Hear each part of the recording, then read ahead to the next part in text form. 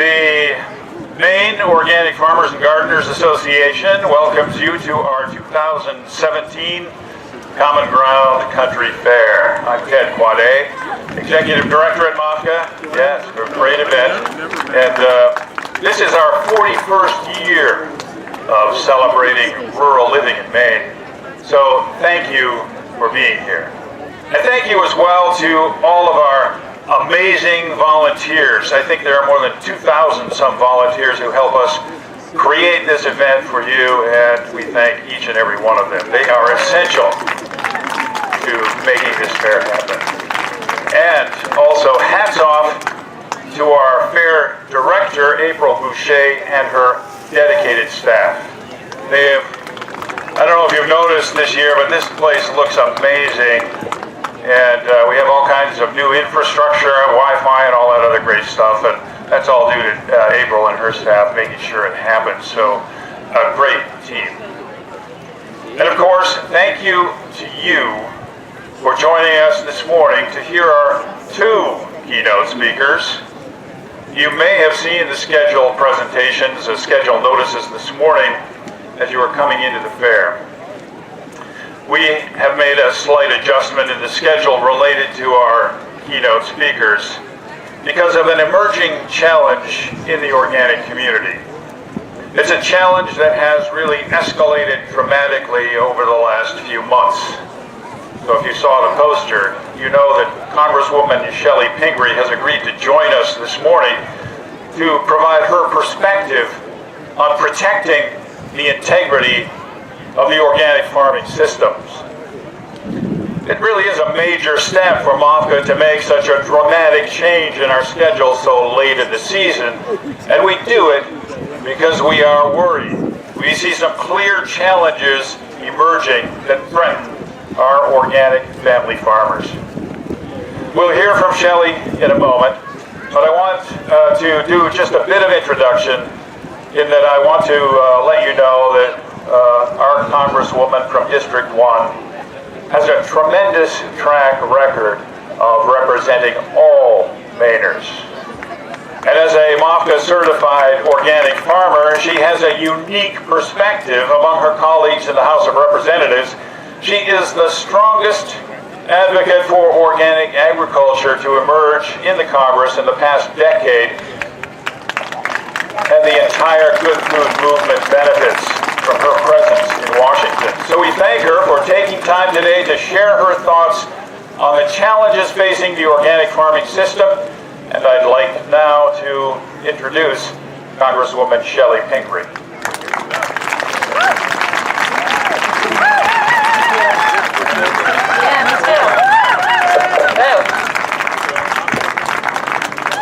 Well, thank you very much, Ted. Thank you to MOFGA for putting on yet another beautiful day and a beautiful fair, and more importantly, giving me an excuse not to be in Washington and to be here with all of you. So I feel very fortunate to be here. I'm excited to spend a little time at the fair, and I appreciate MOFGA giving me a little time to talk before you get a chance to hear from the wonderful keynote speaker who's about to talk. But I wanted to just take a short period of time to talk a little bit about the issues around organic integrity, since so many of us care deeply about that.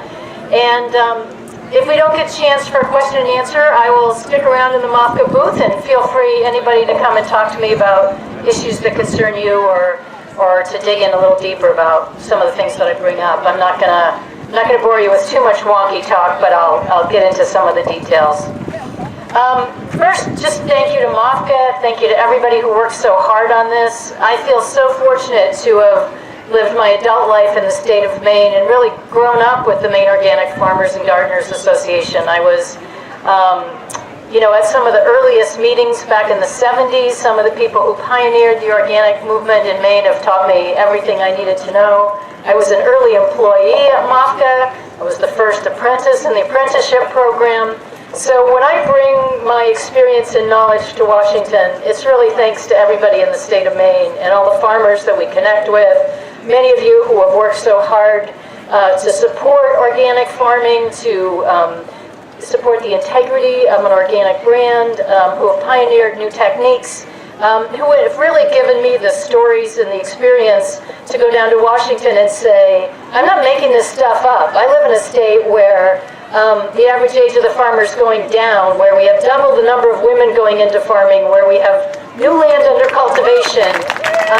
Frankly, we have the best statistics in the country, and we have a rural economy that's been growing because of people's interest and support for organic farming and for buying locally.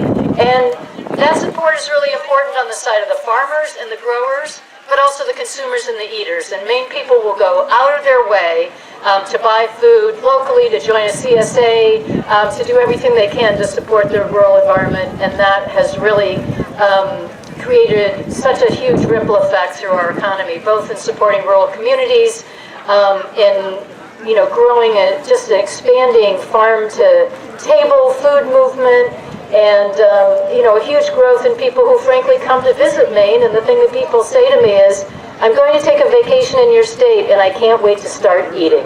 And that is because we grow the best food, we cook the best food, and we have the best people who are doing the work and in the business. But I just want to talk a little bit about organic integrity, and that is something that we know a lot about from the grower side and the consumer side. And for so many organic farmers who are here today, and for MOFGA, who runs the certification, people work very hard to protect the organic label. I know I have an organic vegetable operation, and the standards aren't easy to meet. And we all put a lot of inputs in it. We work hard to have good soil. We work hard to have good practices and to comply with the standard. And I am one of many people who has a growing concern about how we make sure we protect that integrity, and I'm working on that from the federal level.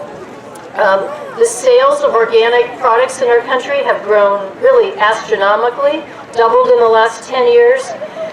Organic products were about $6 billion in 2000, and today they're about $40 billion. It's 13% of the food market today. And we should applaud. That says a lot, and it says a lot about a couple of things. I first got involved in organic farming in 1971, and like so many of you who were interested or gardening or farming then, it was kind of a marginalized, that was hippie, Birkenstock, back to the land. Maybe it was good for you, but who really cared? Today, 40-some years later, as I said, it's a $40 billion market, and a lot of that is driven by the sophistication of consumers. People want to know what's in their food. They want to see a label that tells them what's in that food and where it was grown.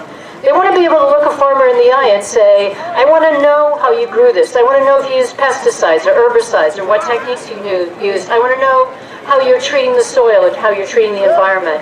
And that is translated into what's become a much healthier business for organic farmers today.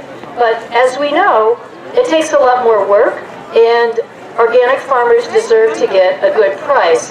And the biggest danger to that is flooding the market with things that aren't accurate, that aren't organic, that are fraudulent. So I'm just going to talk a little bit about that, and as I said, I'm happy to get into some of the details.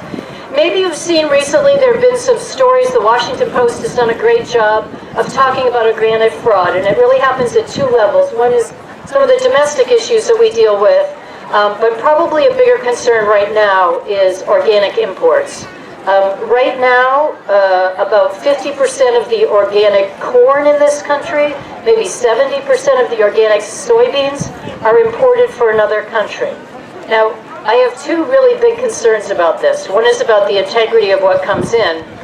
Second is about the importance of the USDA in encouraging more organic farming. Now, we've had a little bit better administration for the last 8 years in encouraging local produce and organic integrity. I don't know what kind of a path we're on right now with our new Secretary of Agriculture, Sonny Perdue, but I'm just going to tell you I'm nervous, okay? And I think probably all of you are too. But the USDA, in my opinion, has a responsibility to assist farmers and consumers to get exactly what they're looking for. So one of the things that we've worked on quite a bit is trying to get more inputs into helping conventional farmers make the transition to organic farming. In the programs that get used in Maine that are very beneficial for people who want to buy locally, EQIP, value-added producers grants, grants for young farmers and ranchers, and we're happy to explain all of them to you. They make up a very small part of the USDA budget, but they make a huge difference if you want to add hoop houses and extend your season, if you want to start an organic goat cheese dairy, if you want to do a variety of things, start a new farm but you don't have the capital to get started. These programs are incredibly important, and I say to the USDA and have for the last few years, it's a dereliction of their duty if they're not doing things to encourage more organic farming when it's currently 13% of the market. That should be all domestic.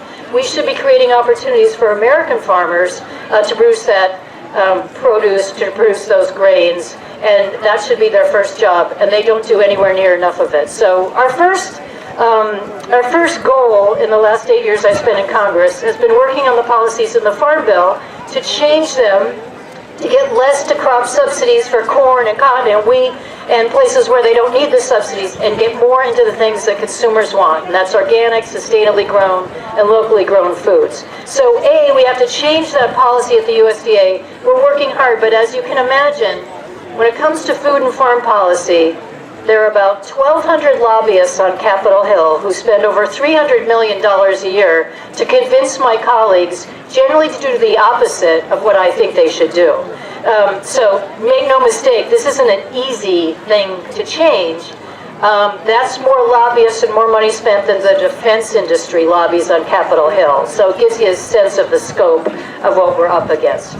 All that said, as I said, consumers are making these decisions with their feet. They're going to shop in places where they can find organically grown food, and they're shopping locally. So the best thing that's happened is the revolution on the part of consumers saying, this is what I want to buy. And farmers are smart. They say, hey, if there's a market out there, I can get paid a better price. And if, in fact, I don't have to handle toxic chemicals, I don't have to put them in the land, I don't have to deal with pesticides, a lot of farmers want to make that conversion, but they need a lot more support from the USDA to do that. One other big piece of legislation we're working on is getting more organic research.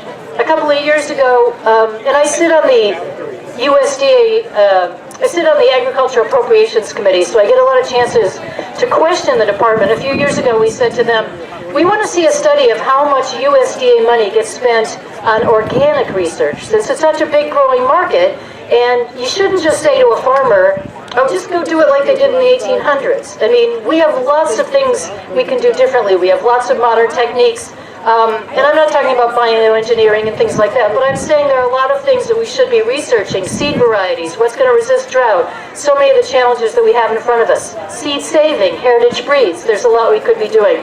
Well, we found out when we studied the amount of research that they were spending less than 1%. In fact, it was less than 1/10 of 1% was going to organic research. So we have a bill right now to move $50 million into organic research. It only makes a dent, but it's symbolic. I want you to know it's bipartisan. There are people who understand in the Republican and Democratic side. We fight more about cotton and corn and wheat than we do about organic, non-organic sometimes.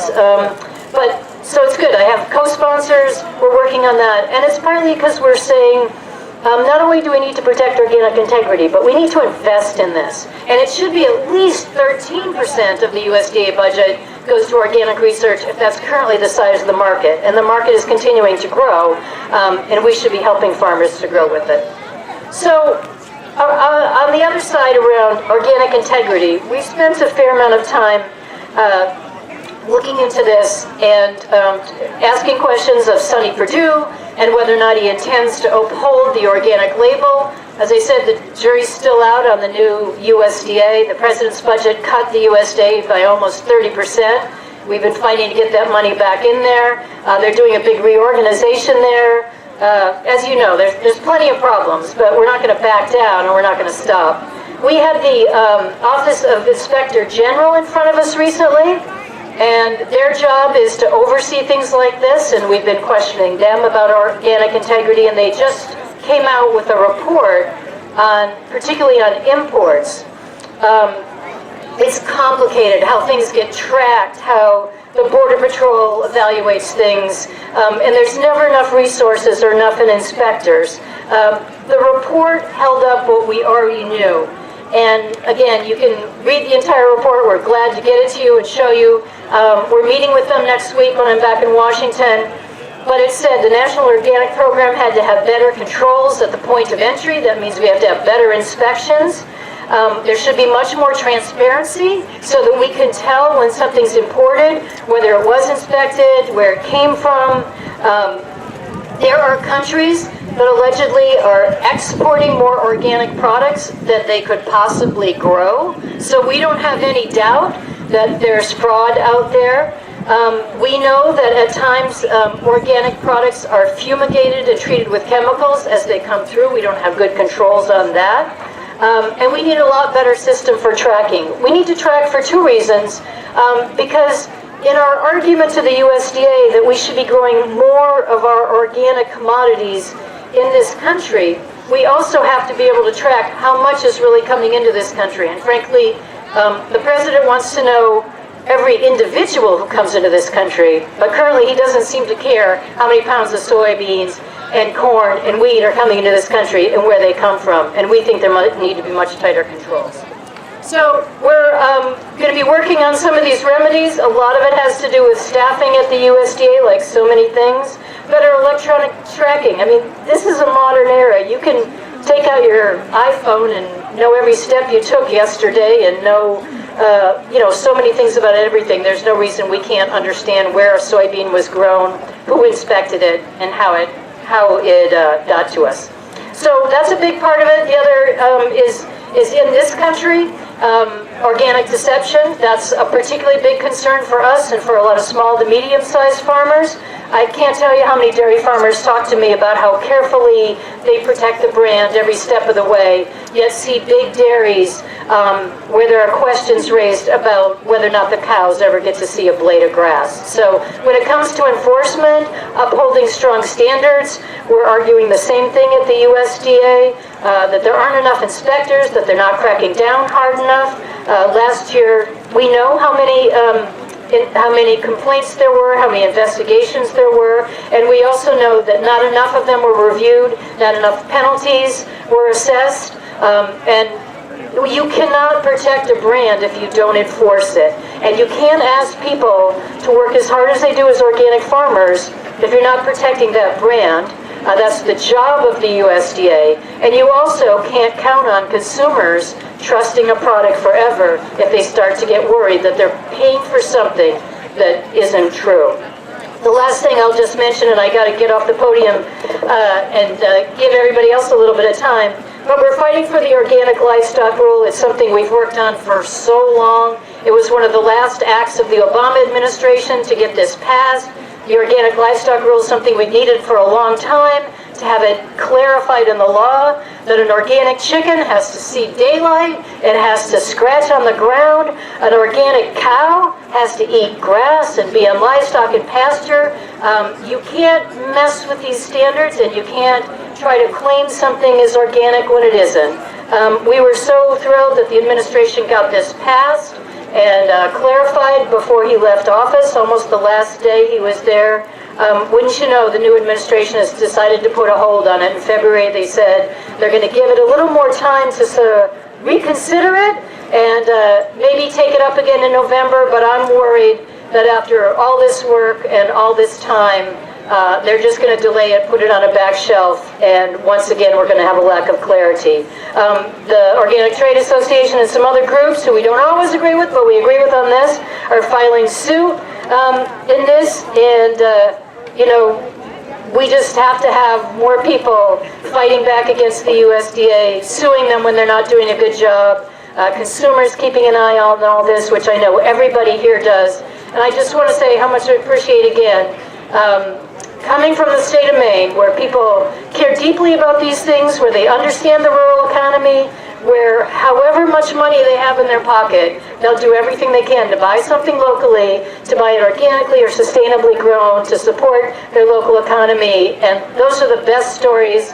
and the best ammunition I can ever take back to Washington. It's given me the opportunity to have very credible arguments, fight back against my adversaries, and work hard for all of you. So again, thank you so much for being here and for taking the time to listen, and I look forward to working with you on this and so many issues as we keep up the fight. Thank you very, very much. Thanks, Chellie. What a tremendous tribute to the actions that are being focused on maintaining our integrity in D.C. and around the country related to organics. Now, Chellie has agreed that she'll spend a little time chatting with folks who are particularly interested in this question in the MOFGA booth just down the road there. But Chellie, it's a tradition at MOFGA to present, and I suspect you have a number of these already, but you do not have the 2017 version.